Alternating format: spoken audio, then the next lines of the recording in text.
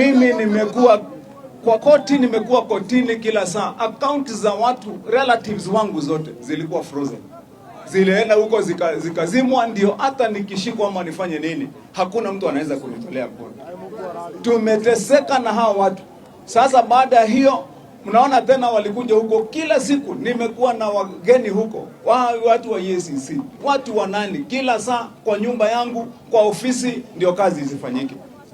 Baada ya hiyo tena mambo ya mateso ya siasa, mtu ambaye anafuata, na siku hizi kila mtu anaona, nikienda hata kwa mikutano watu wanaletwa wa kunipigia kelele, na ndio ikae kama mimi sina namna kwenye ground.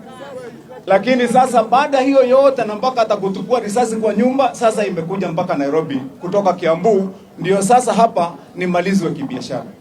Nasema haitawezekana kwa vile Mungu wako juu, na Mungu tutafaulu kwa vile Mungu wako na sisi.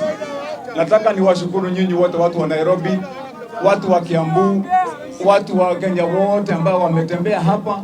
Nishukuru wachungaji wetu. Wachungaji wetu hapa ni wengi ambao wamekuja kuomba na sisi.